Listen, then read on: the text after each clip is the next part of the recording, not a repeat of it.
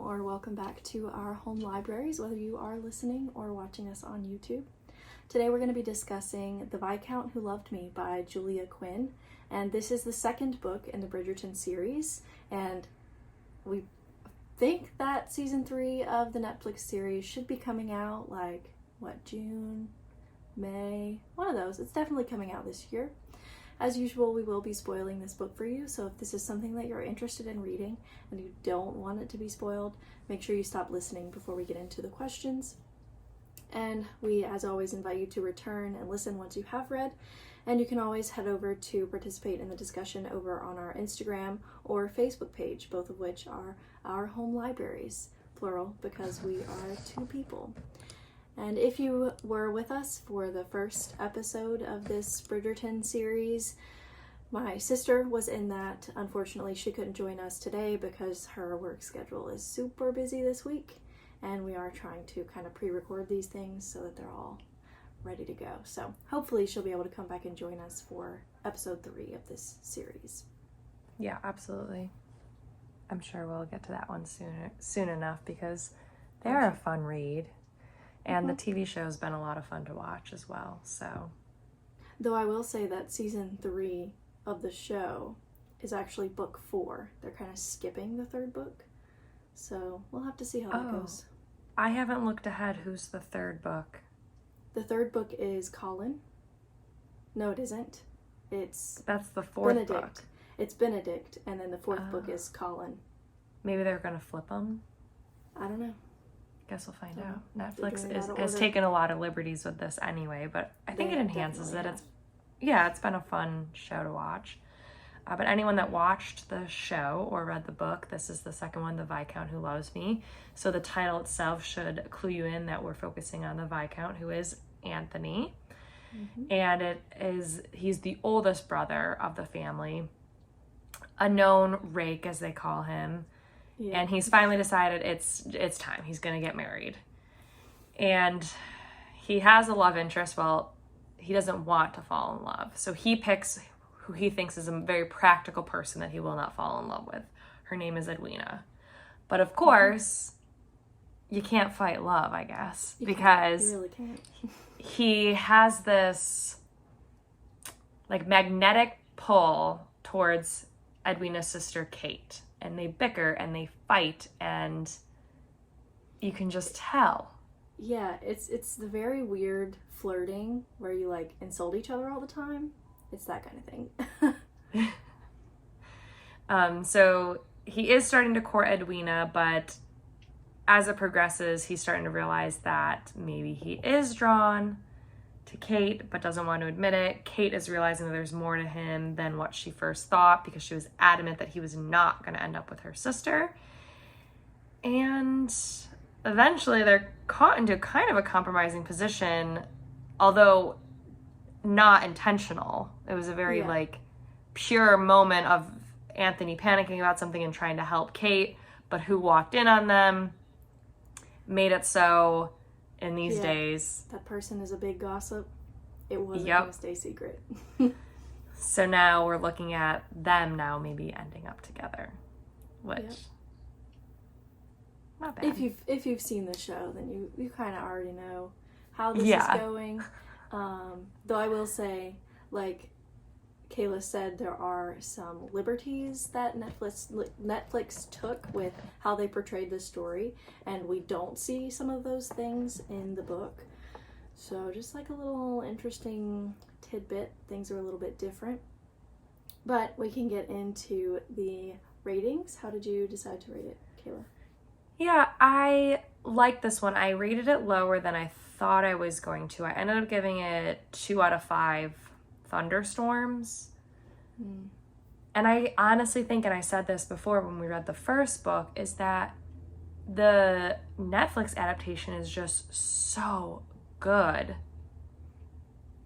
So good that I feel like having another creative mind on these really opened up other possibilities, having Shonda Rhimes involved in this, that I just felt it was good. I enjoyed reading it. It's a quick read. It's a romance. It's sweet, but I would rather rewatch the television series.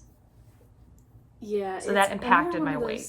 Scenarios where, I mean, we can go back to relating this to The Haunting of Hill House, where we watched the series and it's great, and watching it is kind of what makes us want to read the book, and then we are, you know, just a little bit disappointed in the series of events in the books, and can see how the show is a little bit better, which I will say is a rare occurrence. We often think of the books as being better, like when we think about the Harry Potter books.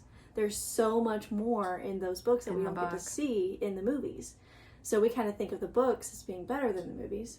We kind of get the opposite happening here with some of the things that Netflix is doing. So that's just a little interesting happening that's happening. Yeah, and I feel also, because we talked about it, in these books, it's very much just focused on the two people that are maybe going to fall in love together, and a little bit of like external characters. And in this book, we did get to see more of the relationship between the Bridgerton siblings.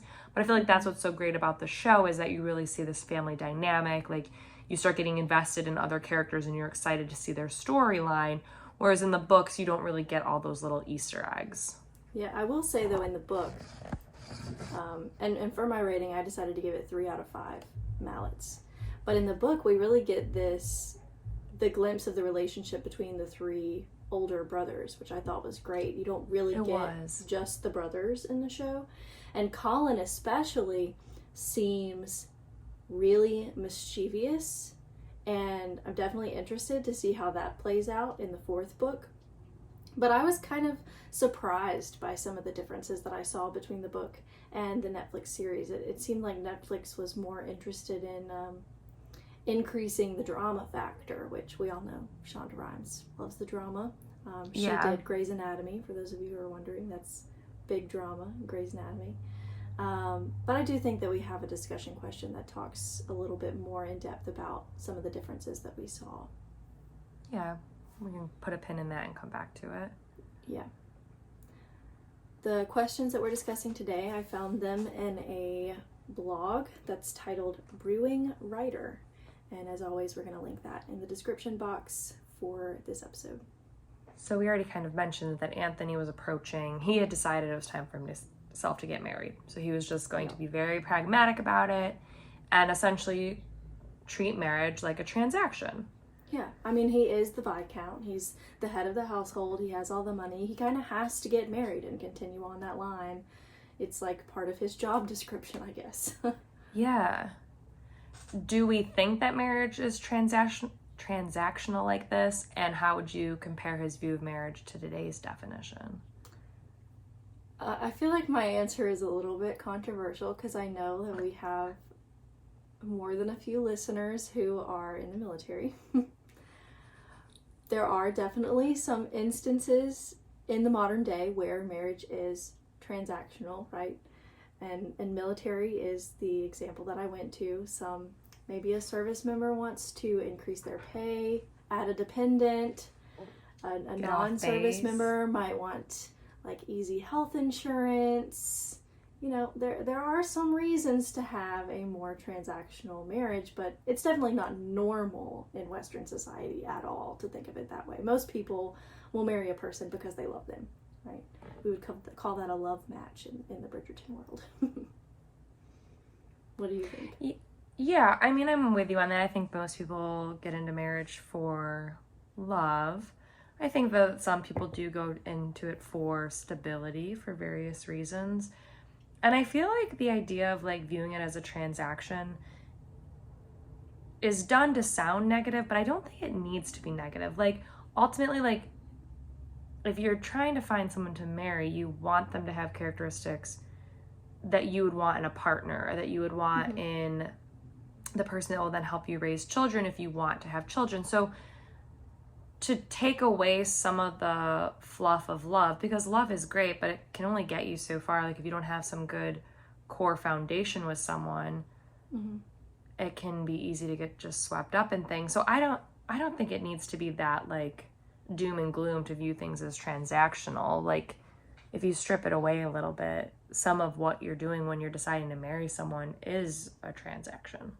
Yeah, I mean, it's definitely, and I didn't say all of that to like mean any offense to any military members who happen to be listening, but I have dated a Marine, so I understand. Okay, I'm not a service member, but I did date one prior to the relationship I'm in now, so, and I will say he was not the best example of what a military relationship can be. Anyway, back on track.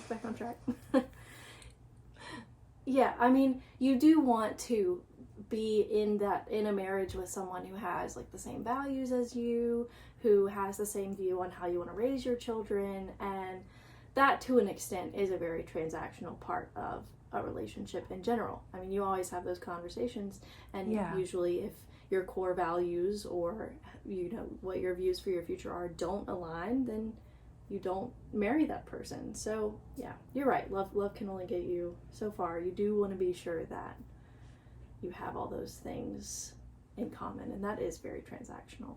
Yeah. So maybe it should be a little bit of both. I don't know. I guess. But that's why communication is so important. Yeah. Yeah. So when we did the ratings, you rated it out of mallets, and mallets are what they use in the game Pall Mall. I think that's what it's called. Which is essentially like croquet, right? Yeah, I think it's like very similar to croquet. Yes. So this is a big scene in the book and in the movie where the Bridgertons are playing this game, and they're very ruthless about it. This is like their sport as a family, yes. And Edwina and Kate play along. Many people view this scene as really significant. Did you enjoy the scene, and what do you think changed between Kate and Anthony? You know, I'm not really sure that the Pall Mall game is the most significant scene for them. I mean, definitely the game showed us that Kate could easily fit in with the Bridgerton family. She isn't scared of a little competition. But to me, it was the bee scene that really sealed it. Because even Anthony himself was like, yeah, I normally just would like swat at the bee or like kind of taunt it, like, I dare you to sting me, whatever, But he was super terrified when that bee went around Kate, and like extra terrified when it stung her. And that was really what sealed it. He realized he had feelings for her. That is the more important scene here to me. 100%. That's I think the same thing. The bee scene was the more pivotal moment.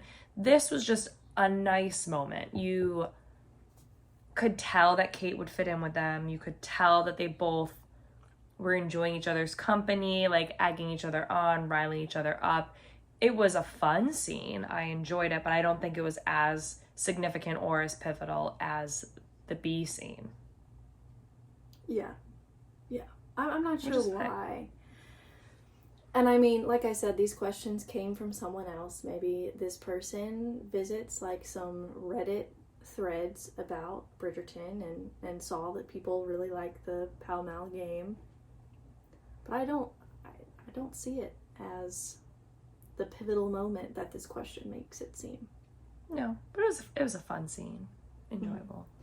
And I will say that this is one of the differences that we see between the book and the show, because at the show the game kind of ends because Kate hits Anthony's ball toward like it's basically like a memorial that they have on the grounds of the country home for their father who died. Said father died because he was stung by a bee. And in the book, Kate hits Anthony's ball into a lake. We don't really see this whole like Anthony not wanting to visit his father's memorial or anything like that. So Kate, even at the bee scene part of the book, has no idea why Anthony is being legit crazy about this bee. Though in the show she does kind of know where that's coming from. Yeah. Mm-hmm. And speaking of Anthony's fear of bees, Kate is very afraid of thunder. And it's to the extent where this fear of thunder and fear of bees could be phobias for Kate and Anthony. So what's your opinion on the phobias? Why do you think people develop this depth of a fear? I mean, I don't know. I couldn't even begin to imagine the why. I just know that it's a realistic thing and that everyone has things that scare them, and to various degrees. In this book, we do see both Kate and Anthony working to overcome theirs, or at least like overcome the limitations that it was causing for them. So I feel like it sets a really nice example for readers that, you know, fears and phobias are okay, but it's also important to try to work through them, and so that way it doesn't limit your life, I guess. Yeah. I do think that in this circumstance, Kate's fear of thunder was a little bit more debilitating than Anthony's fear of bees. I mean, she would basically I don't know if you would call it like catatonic or something, but she would like hide under a table and not remember anything. She wouldn't remember what she said. She wouldn't remember how she got there. It was, a severe fear with thunderstorms. And in this case, you know, both are kind of related to traumas that they experienced. Kate's mother died, Anthony's father died. And, you know, this is the question where I really wish Anna was here, because Anna is very, very scared of spiders. Like, can't even look at a picture of a spider. And I wish she were here to talk about, like, where that comes from, if she even knows. I don't know. Yeah. I don't have anything that causes that much fear, so. Yeah, me either. If you're listening or watching, let us know if you have any phobias. We would definitely be interested in hearing about them. Let us know if you've ever explored, like, why you're so scared of this thing. We both like psychology, so we'd be interested to hear. Yeah. So we talked about this a little bit, but I think we should revisit it because I actually have another moment that I want to discuss. But the question is, what was it that finally turned Anthony's mind around about loving Kate? I don't really know if it was a specific, like, what. He does have this irrational idea in his mind that he's going to die early, that he'll never live past his father's age when his father died, or that he'll never do anything better than what his father did. So he kind of always has thought that he was going to die early. And I guess at one point he's decided that if he is going to die young, he might as well not intentionally deprive himself of good things that could be happening in his life. And Kate is one of those things. Yeah.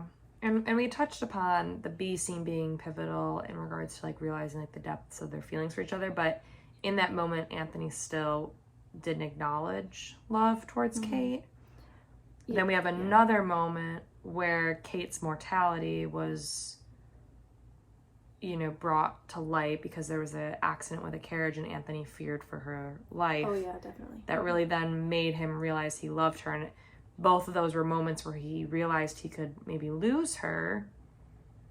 And finally, he was able to express what he was really feeling for her and didn't let his fear of, I guess, himself dying young hold him back from being in love, enjoying being in love, and letting the person know that he loved them. So that was an important moment for them, and thankfully Kate was mostly okay. I think she broke her leg. It was a pretty bad break, but she was... Yeah, I know. Okay. I want to talk about the fact in this book that she broke her leg in what year is it? 18 something? I don't know. And they brought surgeons there. Like, I would not have wanted to been Kate. No. Well, I mean, the Bridgertons, and especially Anthony, I feel like they're that kind of family that just has so much money. And because he has now recognized how much he loves Kate and, like, doesn't want to lose her, he's like, I will spare no expense every surgeon in my house right now. They're like, dude, she broke her leg. She's fine. Yeah. Yeah. And I will say that the carriage scene actually happens after they're married. So it's even to the point where they are married and he still is not wanting to acknowledge the fact that he loves this woman. Okay. Yeah. And so silly. The bee scene was kind of the compromising position because he was like trying to suck the venom out of her skin, and the sting was like on her chest. So, you know, obviously he's supposed to be doing that. And no. the Featherington mother, who, if we watch the show, we all know she's this huge gossip. She cannot keep secrets. She happened to be in this group of women that saw them. And of course, he's the kind of guy who's like, he's going to do what is, I guess, morally right. Like, he was caught in this position with Kate. He was trying to help her, but of course, Miss Featherington, she doesn't understand that. And he's going to marry her because he doesn't want her reputation to be affected by the way they were caught. So he marries her because he feels obligated. But he does have feelings for her. He just won't admit it. Admit it. Yeah.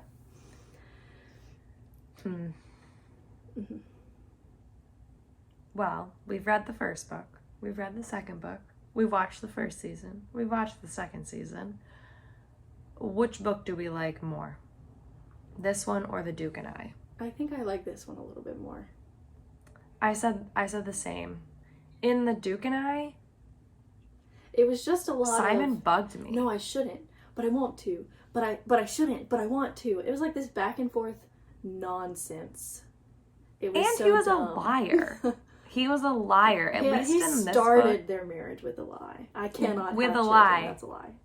Yeah. Anthony was very clear, like, before he married Kate, that, like, he wanted to have a friend and he wasn't going to fall in love. Like, he said that to her.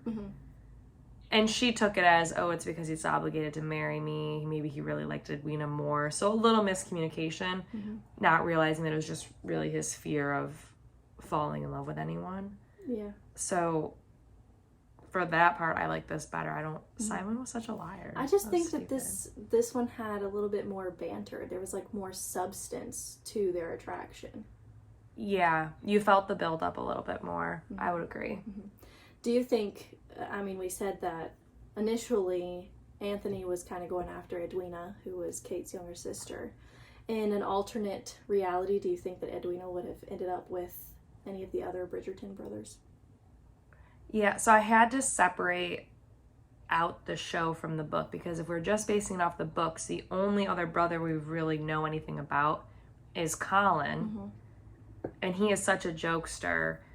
And based off of how we know Edwina, I don't think that they would be a match. No. From the show, we do know a little bit more about Benedict, and he's an artist and wants to paint. I think it's painting. And she was definitely looking for somebody who was more intellectual and yes. So potentially they could be a match. With intelligent conversation with. Yeah, that's what I said. Yeah. I said if I. But from the books. Yeah, and from the books, we really haven't been introduced to Benedict too much, so I'm not quite sure. But he does seem like the most calm brother from what we know of him so far. Right. Like which would match Edwina a bit more. Colin, way too much of a troublemaker. And, of course, Gregory is like 12. He's way too young. Well, yeah, he's a baby. So, no, not him. So we always have to talk about our tropes when we read a romance book. Which ones did you recognize in this one? I feel like it was kind of enemies to lovers in regards to Kate was adamant that Anthony was not going to marry her sister, so they had this like butting of the heads, trying to keep him away from Edwina, and didn't get along at first. Yeah, so I feel like that was kind of the big one. Yeah, enemies to lovers is one of my favorites. I don't know why. Me too. I don't know either. I like it too though. But there's also a little bit of there's this. It's like a lesser used trope, but the blind to love trope. For sure, because Anthony and Kate refused to see that they would to acknowledge that. Yeah. And we can also compare this a little bit more to the show. What did you like about season 2 of the show versus the book, and how do the storylines compare to one another? So, we've talked about the bee scene. Yeah. In the show, it was this like kind of steamy moment where then Kate like ran off and was like, oh my gosh, what just happened? but it wasn't a compromising position in regards, like, people didn't see it, so it didn't force them to get married.